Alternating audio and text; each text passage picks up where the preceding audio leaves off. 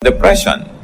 Depression is causing so much suffering, kaya dapat lamang naman na ating kilalanin. Ang pag-aaral natin ngayon, at nais kong maging sensitive tayo, kung meron ito sa ating pamilya, sa ating mga kaibigan o sa ating sarili, para tayo ay mapagaling at ang ating mga amal sa buhay ay mahipo ng pagpapala ng Panginoon. Ang ating pag-aaral, pinamagatan natin, save someone from depression. And that someone might be you. Dear God, we thank you that you are God of freedom and that you set us free from all imprisonments, even from the imprisonment of depression. Nawa Panginoon, patawarin niyo po kami sa mga kasalanan namin. Gawin niyo sariwa ang lakas na aming katawan at aming pag-iisip. Bagamat marami nang naganap sa maghapong ito, bigyan niyo kami ngayon panibagong kakayahan na mag-concentrate, mag-aral, umunawa, at matuto mula sa mga kasaysayan sa Biblia. Set us free so that that freedom to know may become freedom to become like your Son, Jesus. Kayo maging tagapagsalita, tagapangaral ngayon, Panginoon, niluluklok namin kayo sa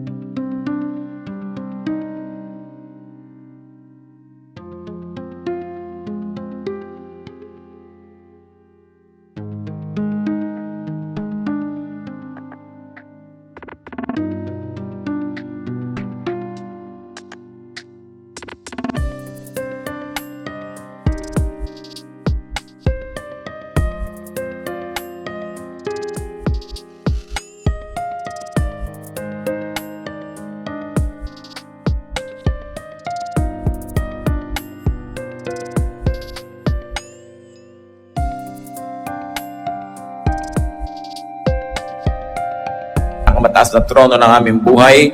Sinusuko namin sa iyo ang aming mga iniisip, alalahanin, maging aming katawan, aming tainga, ang aming mata. Tutuon namin sa inyo ang aming puso at isip. And we pray, Father, that you will liberate us, you will empower us, and you will use us as mighty agents of your liberation in your work of love in many people.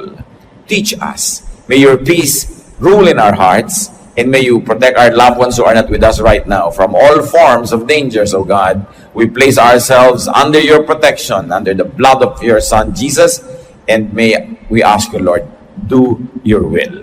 Let your glory shine in our lives and cast out all the darknesses that are trying to manipulate us. Father, we seek you. We thank you. In the name of your Son, Jesus, our Lord, our Savior and friend. Save someone from depression.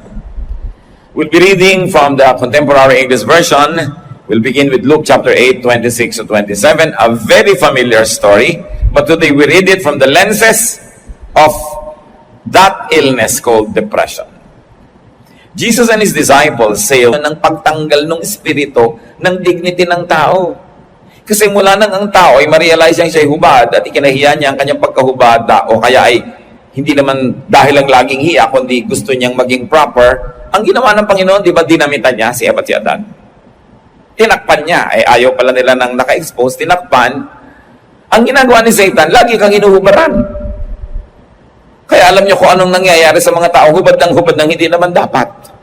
No? Inaalihan ng espiritu. Imbes takpan ng katawan, itinitinda. Hindi naman yun ang marapat. So what else is the effect of this spiritual domination? Separation from the living. There was isolation. Imbes siya ay makitungo, makisalamuha sa mga buhay, dun siya nakahalo sa mga patay na. Another sign of depression, yung mga taong ayaw nang pumunta sa mga okasyon, ayaw nang umattend ng mga social gathering, ayaw nang makipagkapwa, ayaw nang makipagmabutihan. Ang gusto na lang mag-isa, ayaw nang makihalubilo. Binabasa natin ang lahat ng ito para maisip nyo, ay, ganun yata ang kuya ko, ganun yata yung ate ko, para makita natin kung kailangan ba ng healing ng mga mahal natin sa buhay. Another spiritual domination's effect is the affinity with the dead. Of course, there was decay and lifelessness and uncleanness among the dead. At yun ang gustong puntahan nitong taong sobrang nade-depressed. Luke 8:28 to 29. The man saw Jesus and screamed. He knelt down in front of him and shouted, "Jesus, Son of God in heaven, what do you want with me? I beg you not to torture me." He said this because Jesus had already told the evil spirit to go out of him. The man had often been attacked by the demon. So the demon was living inside of him, but the demon was also attacking him. Mahirap yun yung ang kalaban mo nasa loob. Hati ang loob. Yung tao, hindi lang siya. Meron pang nakikialam at sumisingit na nagpapanggap na siya rin yun. Kaya yung tao, hindi maintindihan.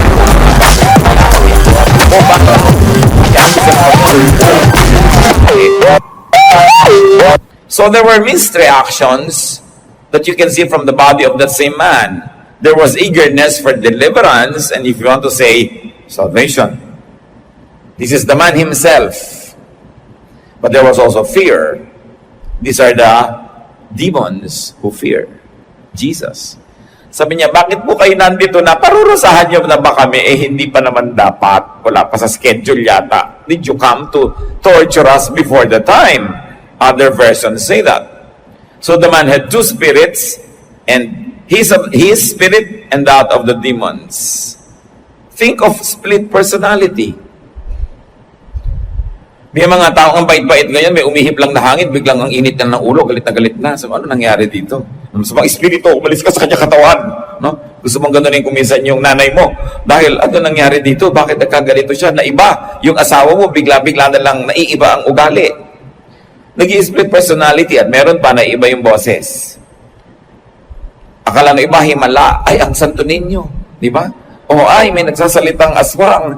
Kasi alam nyo, part ng psychiatrists will tell you that people that have split personality, na iba-iba kami sa yung boses. Biglang tumatalim ang mata.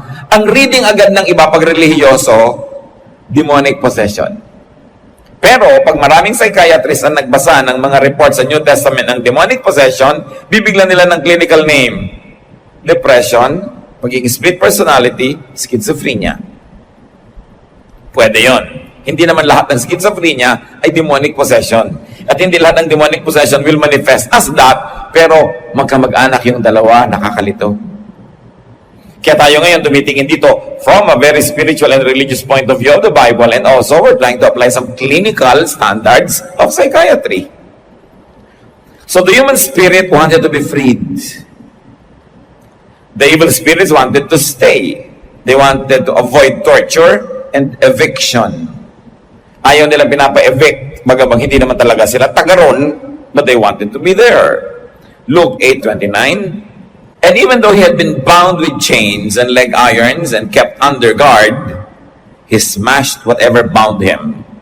Then the demon would force him out into lonely places. So itinatali siya ng bakal na kadena sa kamay, bakal na kadena sa paa, pinuputo lang niya. Baliwala, sobrang lakas niya.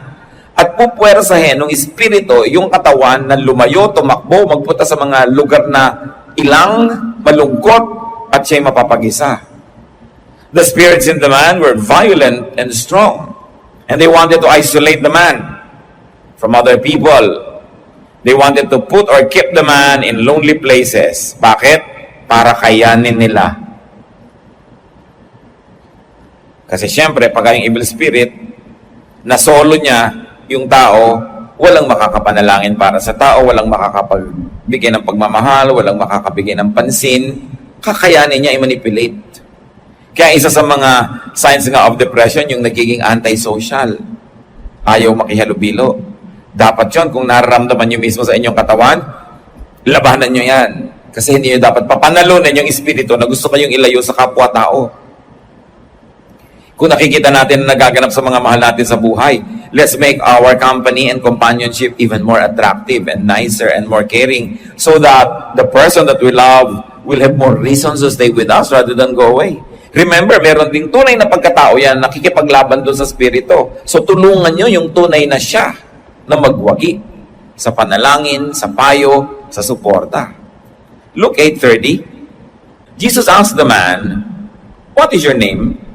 He answered, "My name is Lots." He said this because there were lots of demons in him. So marami kami, pulutong, angaw-angaw, laksa-laksa kami. No? Napakarami. Luke 8:31, they begged Jesus not to send them to the deep pit where they would be punished. So alam naman nilang ending nila. Matthew 25:41 mentions the everlasting fire prepared for the devil and his angels. So sabi, huwag mo naman kami pupuntahin doon. Gusto pa namin sa dakong ito. In verses 32 to 33, a large herd of pigs was feeding there on the hillside. So the demons begged Jesus to let them go into the pigs. And Jesus let them go. Then the demons left the man and went into the pigs. The whole herd rushed down the steep bank into the lake and drowned.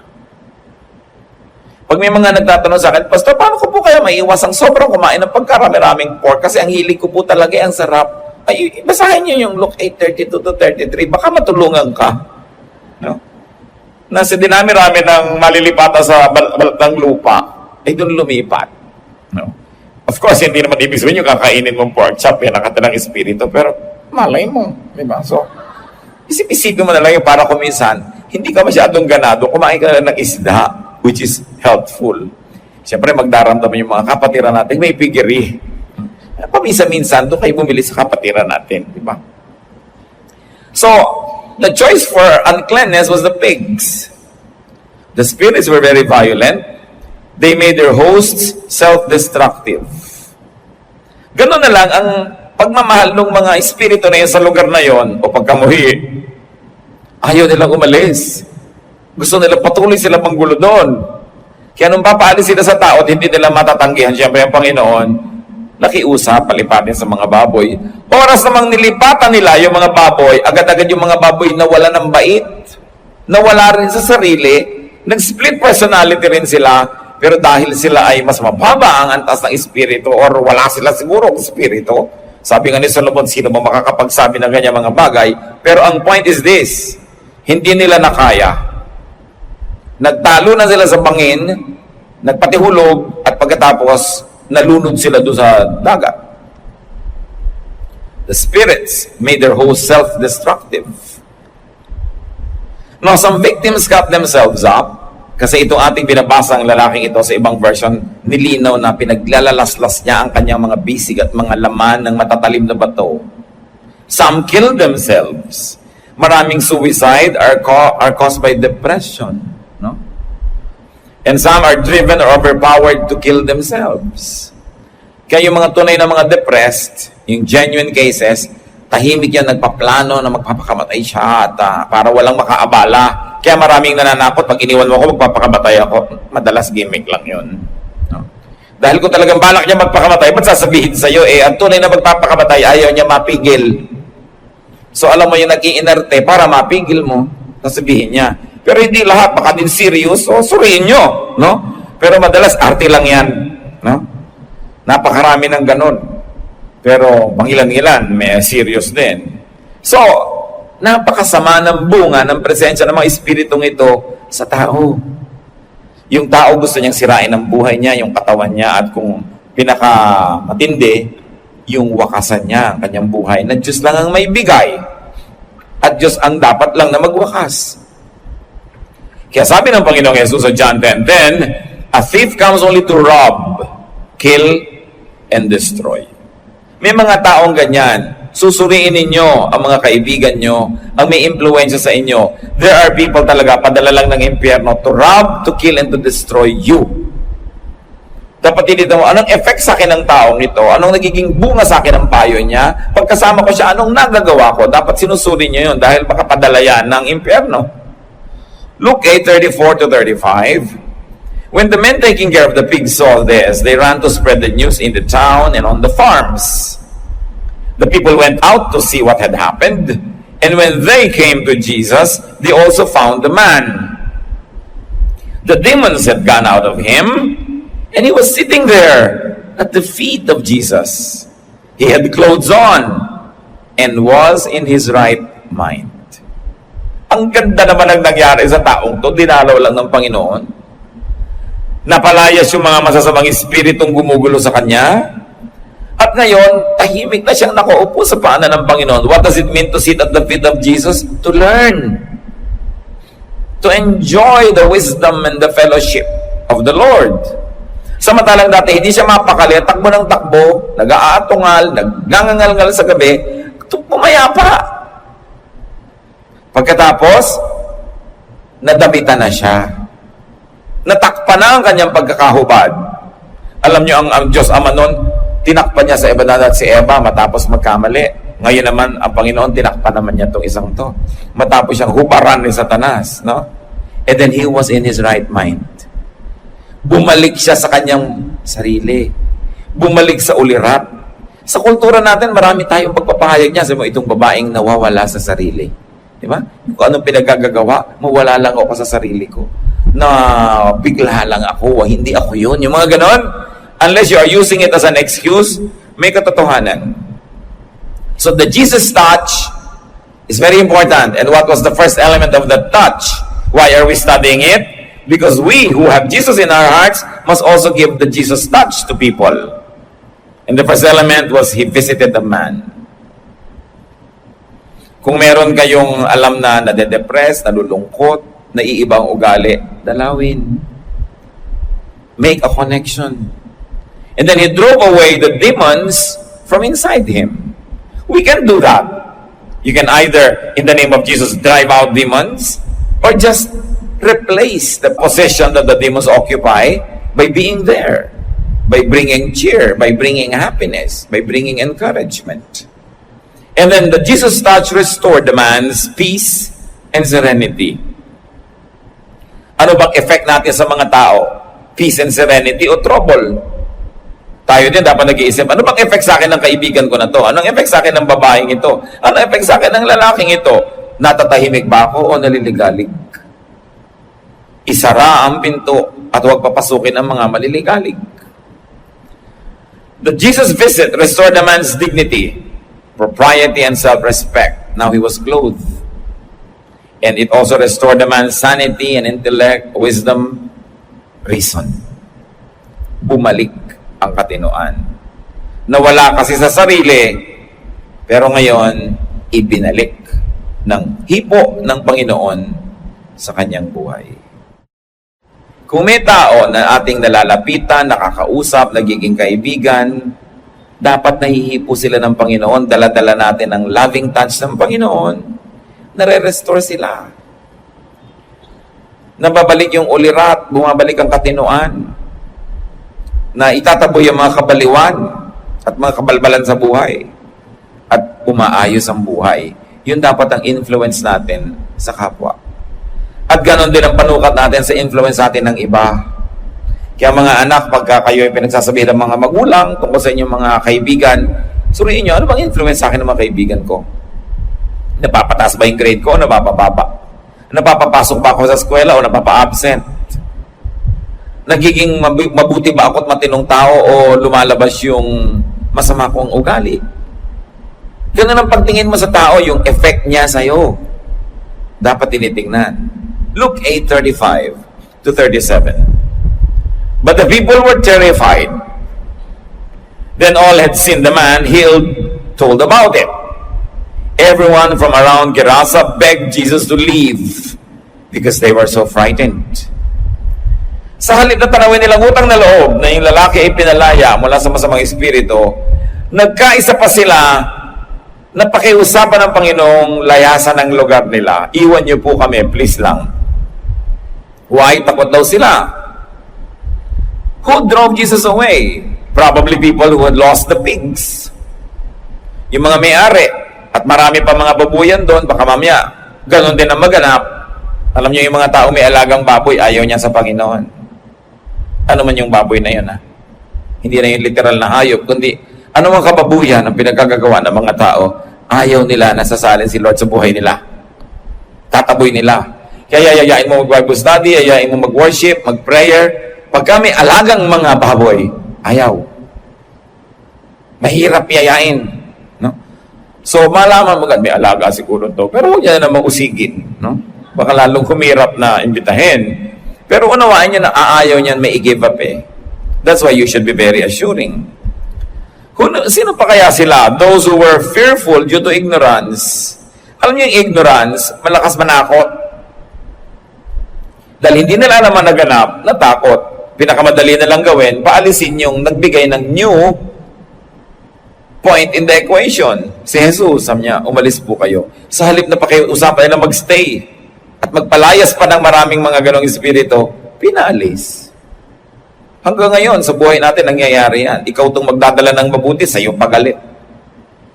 Ikaw ang nagbibigay ng magandang payo, ikaw ang nagbibigay ng magandang opinyon, sa'yo pa magagalit yung gustong tirahan sila ng mga masasamang espiritu. At sino pa kaya nagpaalis? Edi siyempre, mga kakampi ng mga demons na yon, ayaw nila na ma-deliver yung marami mga tao from demonic disturbance. Fear of demons could be a bigger enemy than the demons themselves. Madali naman kausap ang mga demons eh. Anong sabi ni Lord? Anong sabi sa Bible? Resist the devil and he will flee from you. Resist lang. Tanggihan mo lang, alam naman niyang wala siyang karapatang magpilit, aalis. Pero yung takot, mas mahirap i-handle yon.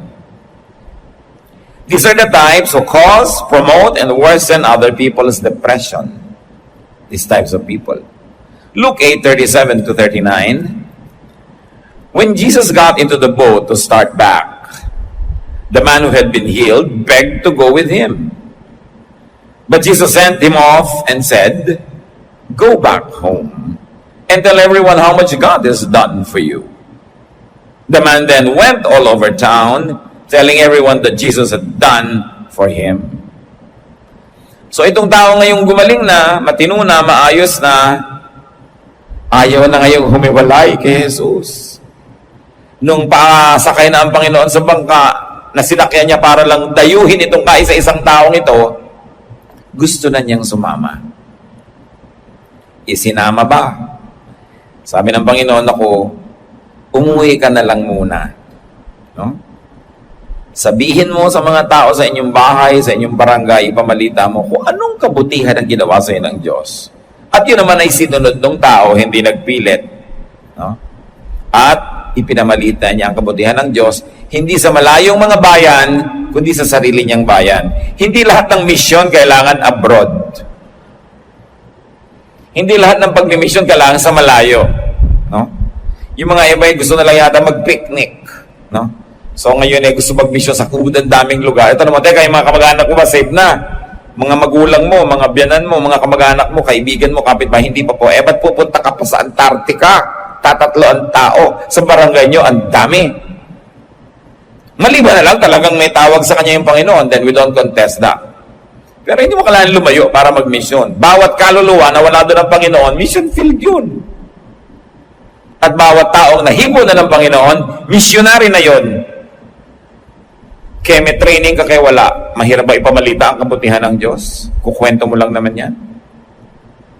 So the truly freed former demoniac desires the Lord's company and leadership. Ang mga tunay na tumanggap sa Panginoon, ang mga tunay na napalaya sa dating buhay, yung mga nakaranas ng kabaitan, kabutihan, kapayapaan na ibinibigay ng Panginoon, laging gusto sumama sa Panginoon.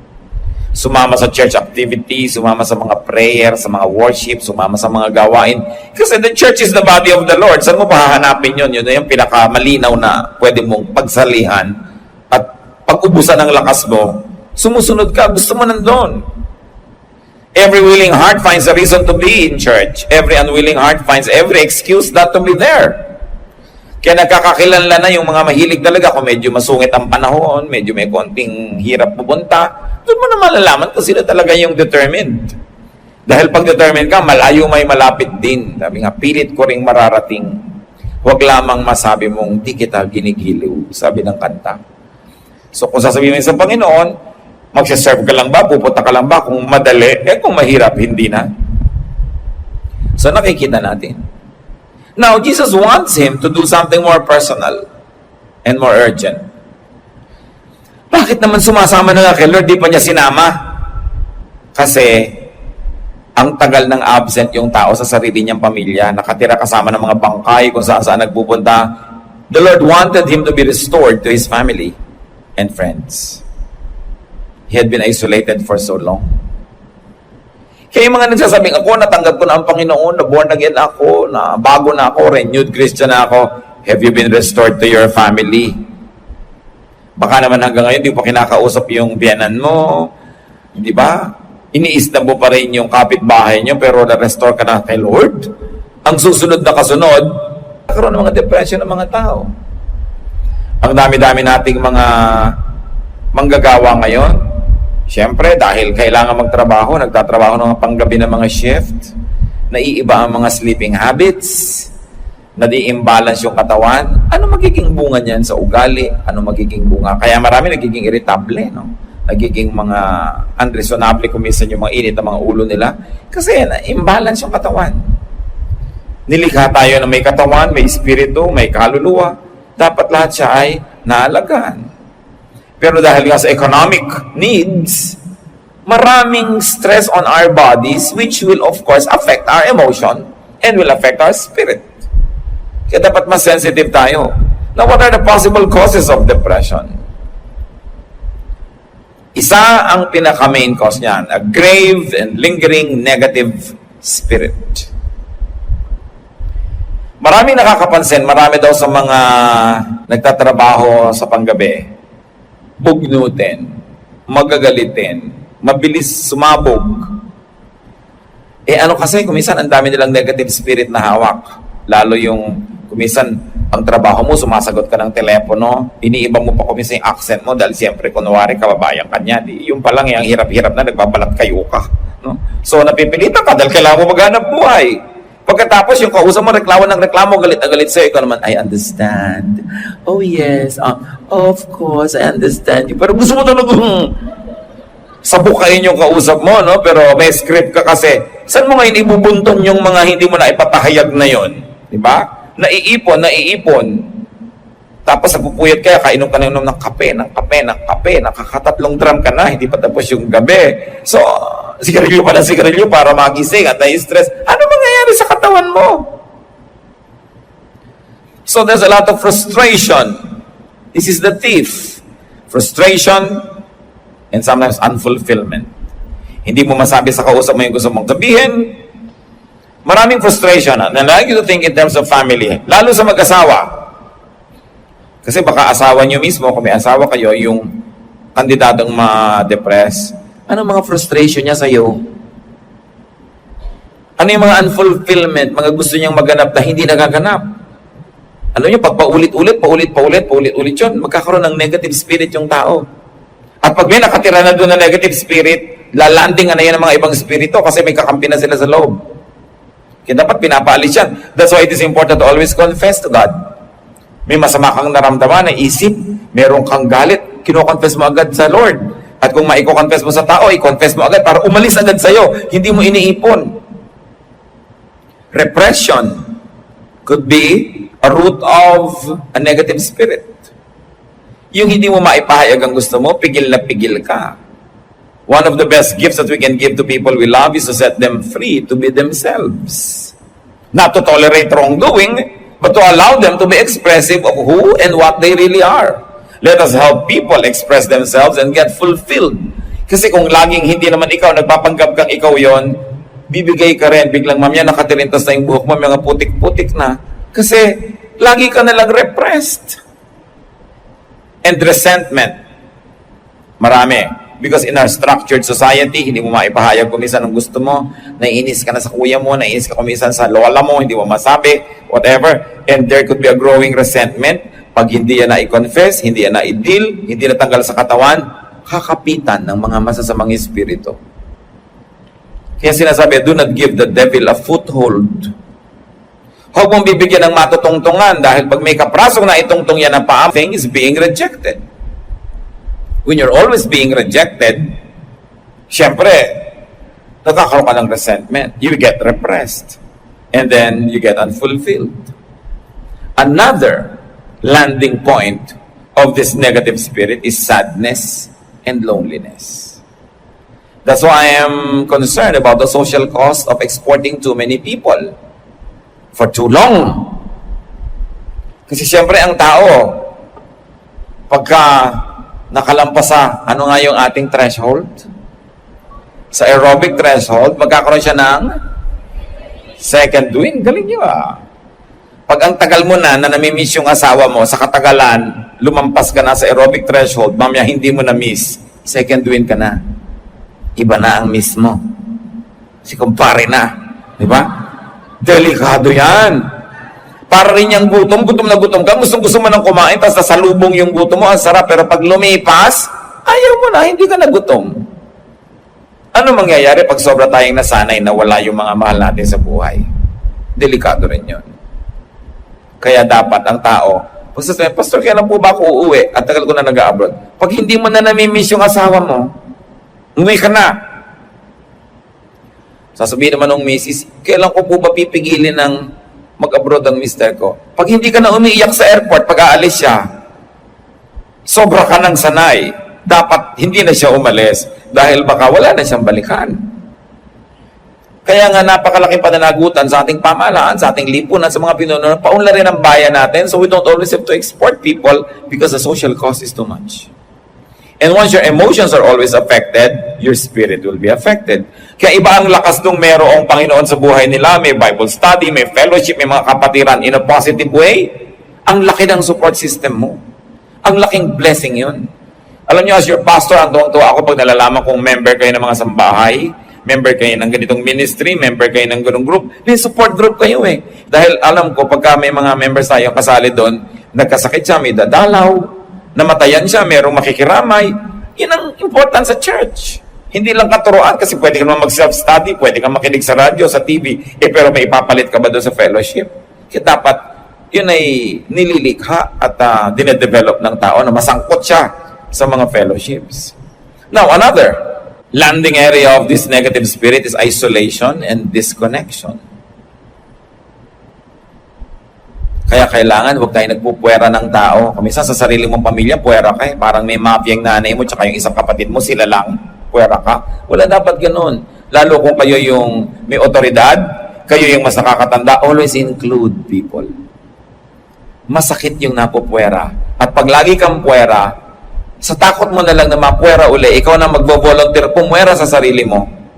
Lagi ka na lang tuloy mag-iisa, ma-isolate ka, which is what Satan likes. Para kanya ma-manipulate, makaya, dahil wala kang support. Isa pa pong landing ng negative spirit that could turn into depression is envy and jealousy. Pag ang tao ay may inggitin, seloso, mapanibughuin, ang dali siyang i-manipulate ni Satan. At isa pa, anger and hatred. Pag nag-aaral kayo ng mga taong gulo ng masamang espiritu o kaya ay na-depress, nagkaroon ng schizophrenia, itong mga binanggit ko sa inyo, marami present sa buhay niya. Maraming galit, maraming sama ng loob, galit sa mundo. At saka may api mentality, yung api ako, kawawa ako, inaapi ako ng mundo, inaapi ako sa office, pati yung conductor sa bus, inaapi ako. Yung lahat ng buong planeta, nagkakasundong apihin siya. Siyempre, imagination lang niya yun, ano? Dahil ang tingin niya sa sarili niya, victim. Kung meron sa inyo mga kapatid, ganda ng pagtingin niya sa sarili niyo, maghunos dili kayo, palayasin niyo sa buhay niyo yung victim mentality. Pero pang, yung nanay ko po natanggal sa trabaho kasi po pinagkakaisahan sa office nila. Anak, parang pang 5 beses ko nang narinig yan. Sa 5 opisina na pinasukan ng nanay mo sa loob ng 6 na buwan, lahat ng 5 opisinang yun, nagkasundo-sundong pagkakaisa-isahan siya at pahirapan siya. O baka ang nanay mo talaga ang humihingi ng ganung trato dahil sa kanyang ugali. Pag may umaapi sa inyong isa, siguro masama yun. Pag may umaapi sa inyong 2, masama sila. May umaaping 3, ang sama nilang 3. Pero pag 4, 5, 6, 7, mag-isip-isip na kayo't madalas kayo yun. Kayong dahilan. Pagka sinasabi niyong, nadukutan po ako. Pang-9 na beses ka lang nadukutan, ha? Siguro laging nakabuka ka ang mga wallet mo, kaya ka nadudukutan.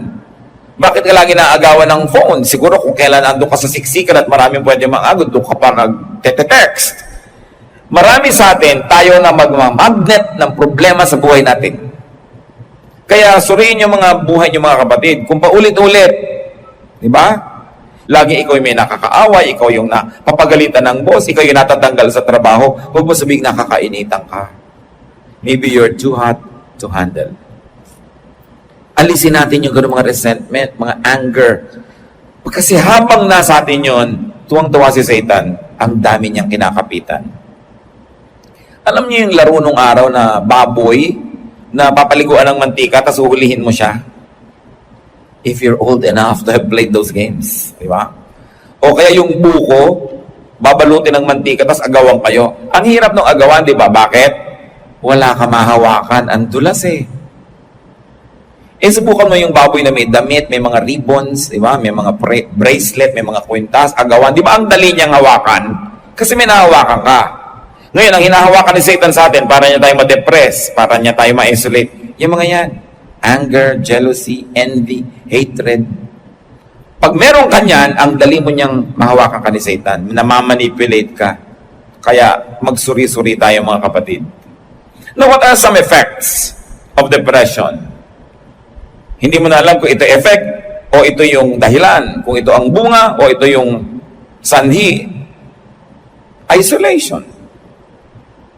Pinag-usapan na natin kanina yan. Lifelessness, yan ang isa sa mga effect. Self-destruction. Self-mutilation. Likas at tao, na nilikha tayo ng Diyos na mamahalin natin yung katawan natin. Ayaw nating masaktan yan. Ngayon, kung ikaw na naghahanap ng sakit ng katawan, ikaw na ang humihipa. Lagay na lagay ng mga sugat sa buhay mo, kung ano pinaglalagay mo sa katawan mo, mag-isip-isip ka, may nandadaya sa'yo.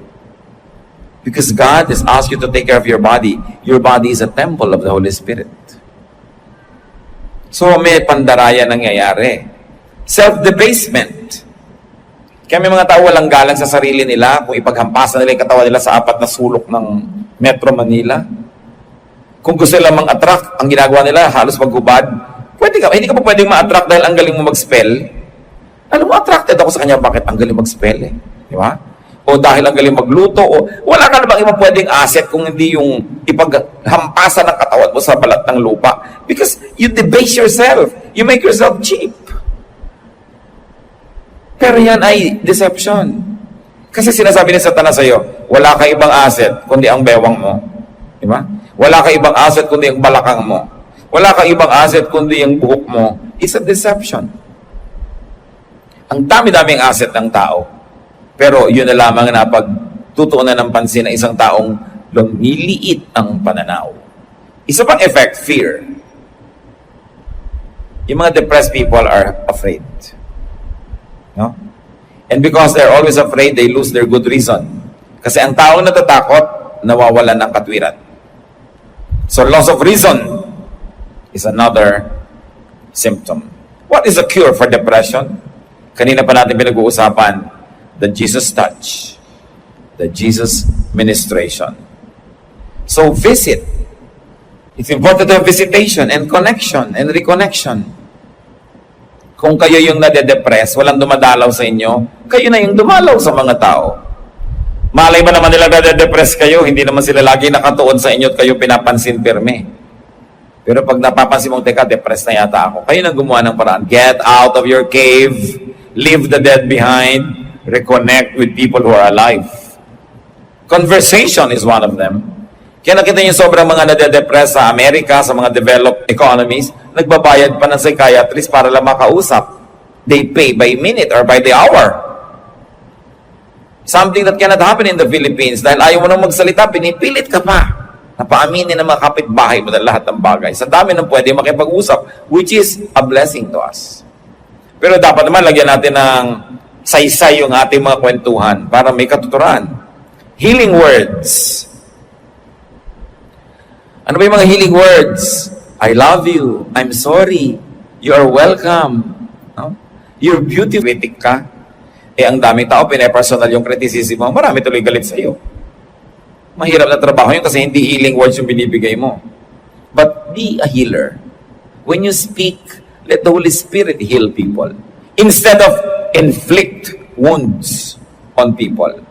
Matalim ba ang yung mga dila? Pag nagsalita kayo, may nagdurugo, may nasasaktan, tapos pinagmamalaki nyo pa, I am really, incurably frank. Pero anong ginagawa nun sa tao? Anong ginagawa nun sa'yo? Kailangan pagbaguhin natin yan. Words should heal. And then we need connection. Now, we can do a driving out of demons. Tulad din ng detoxification and cleansing. Di ba kahit mga drug dependents, detox mo na yan eh. Kailangan ma-reprogram, a lot of drinking water, nilulubog sila sa malalamig na tubig. Kung ano nung ginagawa para matanggal yung mga lason sa katawan nila na namuuna ron. You need cleansing. And how do you do that? Emotionally, a good cry is a good detoxification and cleansing. Maraming mga poisons in our blood that goes out through the tears. Napakaganda mag-detox ng pagtatapat. Yung pag-amin ng kamalian, paghingi ng tawad, saying sorry. Alam niyo yung mga tao na alam nila may mali sila, tapos hindi nila masabi yung sorry, para ka may buhat-buhat na mabigat na bato. Pero pagka nilakasan mo na yung loob mo, kinain mo yung pride mo, which is what you should do, at sinabi mo talagang, I'm sorry, I was wrong, gumagaan ang iyong pakiramdam. So bakit mo pinapabigat? Sasabihin mo lang naman yung sorry. Ang matatalinong tao, marunong magsabi niyan. Lalo naman yung mga makadiyos na tao. Kasi nakakalaya ka pag nagsabi kang sorry. Baka yung katabi niyo mismo ngayon, kailangan mag-sorry na kayo. Ngayon na mismo. Sorry ha. Isang sorry lang naman, parang magic eh, no? I mean, bati na kayo agad. Tapos na agad lahat. Ba't hindi masabi? Important yon. Cleanse. Deprogram, reprogram. And what else is important? Fellowship. Connection and reconnection. Acceptance. Kung meron kayo mahal sa buhay na mayroong ugali, may asal, may characteristic na hindi nyo matanggap, pero talagang yun na siya, tanggapin nyo, yun ang pinakamaganda nyong gift. Hindi siguro nyo tatanggapin to the point na pwedeng dyan ka na buong buhay, pero tanggapin nyo para magsimula siyang mag-improve, magbago kung pwede, pero kung hindi man, tanggapin nyo pa rin, lalo't member ng family nyo. Sino pang tatanggap sa kanya? Don't reject people because it isolates them. Affirmation. You have to affirm people. Ito mahal ko talaga. Ito mahal ko talaga. Kahit mga tuta, may dalawa kayong tuta sa bahay, hawakan mo yung isa lalapit din eh. Hindi siya papayag, hindi siya kasali. Lalo ang tao. Huwag kayo nagpupwera. Don't play favorites. Because yung hindi paborito will be depressed. Marami sa atin, nagkakaganyan-ganyan tayo. Ang may kasalanan, sarili natin pamilya. Kasi hindi tayo ina-affirm at hindi tayo minamahal. Now, it's very important, restoration. So, kung nagkamalian noon, ayusin. May utang ka, bayaran mo para may restoration. May sinabi kang masakit, palitan mo ng I'm sorry, I was wrong. Mare-restore yun. What is the result of the Jesus touch? Restoration of balance of the physical, mental, emotional, and spiritual aspects of the person. Ang tao, physical, katawan, mental, isip, emotional, ang ating damdamin, at spiritual, ang ating espiritu. Sama-sama yun. Dapat agree lahat yun. Kaya pag ang ginagawa ng katawan mo, masarap sa kanya, pero kontra yung espiritu mo, hati ka, magkakasakit ka, pag pinagpatuloy mo yan, madedepress ka. Kasi iba yung pinaniniwalaan mo, tapos iba yung ginagawa ng katawan mo. Hindi isa. Yung emosyon, gustong-gusto mong mahalin yung isang tao, pero ang proud mo, ayaw mong ipakita. Physically, ayaw mong ipakita yung emotion mo. No? Gusto mo siyang kamutan ng likod, pero ayaw mong pansinin kasi galit ka. Nagsasuffer ka emotionally. So don't do that. Kailangan buo. Tingnan nyo ang Panginoon, Luke 2:52, kung paano i-describe sa Biblia na lumaki. Jesus became wise and he grew strong. God was pleased with him and so were the people. You're talking about wisdom, mental. Jesus became wise. He grew strong physically. God was pleased with him, spiritual relationship, and so were the people, social. Balance eh. Kahit sa medicine, binabalance ka, kaya pag mababa yung sugar mo, papatasin, mababa yung platelets mo, papatasin para balance. Hindi pwedeng sobrang taas ng cholesterol, papababain naman. Dapat balance. So, gano'n din ang pagkatao natin para tayong malusog. All kinds of imbalance will lead to sickness. Kaya ang sinasabi yun ng New International Version of the same verse, And Jesus grew in wisdom and stature and in favor with God and men. So visit, touch, minister to someone possessed or someone depressed. Be sensitive. Be on the lookout for people who might need your help. Prevent depression among your loved ones. Tayo may pananagutan sa isa't isa, lalo sa ating mga pamilya. And prevent depression in you. Baka kayo mismo yung nade-depress. Huwag kayo makikinig doon sa boses. Kasi ang depression, pag malala na, nakakarinig ka na ng mga tinig. Depression yan. Napapalayas yan. Walang tinig. No? Depression yan. Kasi natitinig ko? Ate, depress ka lang. Diba? Halika, mag-swimming tayo. Buko pie lang yan. Diba? Kung ano nagpapasaya sa'yo, halika gawin natin para yung mga tinig na yan mawala. Kasi talaga, yung tinig na yan, pag nakakarinig ka na, lalo kang na paparanoid dahil bakit ako nakakarinig? No? It's here in the mind. Kasi nga, imbalanced. Examine yourself if you're depressed. Get a touch from God. And reverse and balance your situations. Be free. God wants you free. The thief comes only to steal, kill, and destroy. Sabi ni Lord, I came that you might have life and have it abundantly. Dear God, we thank you that you care for us. Salamat sa napakagandang example na to na ang Panginoong Jesus tumawid ng dagat para sa isang tao lang. Turuan mo kami magpahalaga kahit sa isang tao lang, hindi laging numbers. At turuan mo kami tulad nung tao na yon na lumapit sa iyo. Labanan yung mga espiritu na sumisira sa amin at lumapit kami sa iyo, Panginoon, para kami mapagaling ninyo.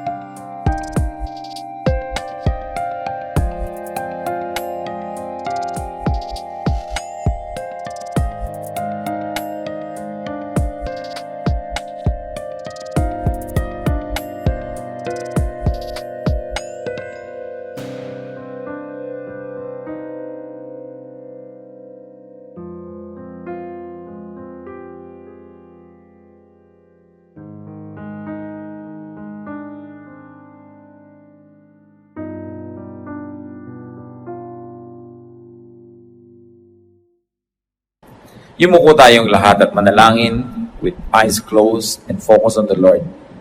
Ama namin sa langit, kayo ang nakapabatid ng laman ng puso ng bawat isa. Sino man sa mga kapatid ngayon ang tatawag sa sarili nila na depressed, slightly depressed, very depressed, or candidate to be depressed, Panginoon, ngayon pa lang, hipuin niyo po kami. We reject and rebuke the spirit of depression and drive away these demons that would like to land in our spirit and destroy us. We come under the shadow of your Son, Jesus, and we reach out to you, O God, to touch your hand so that your power may be in us. Palayain niyo po ang bawat isang kapatid dito na nade-depress. Ituro niyo ang mga practical na dapat gawin to reconnect with people, to say the right things, to do the right things, to be in the right places, so that this depression could be driven away. Hipuin niyo, Panginoon, pagalingin at bigyan ng balanse sa buhay. Bigyan niyo kami, Lord, ng discernment and wisdom to know what are the wrong things we do that lead to our depression, and teach us the right things we should be doing so we could be balanced, healthy, and free. At ganoon din, Panginoon, habang kami inakayuko sa iyong presensya, inaalala namin ang mga kilala, kaibigan, mahal sa buhay, kamag-anak, na sa tansya namin, Lord, maaaring depressed. Touch them also. Kahabagan mo, Panginoon, at padalawin mo rin ang iyong espiritu sa kanila. At loobin mong kami ay maging instrumento mo, Diyos, to be instruments of blessing,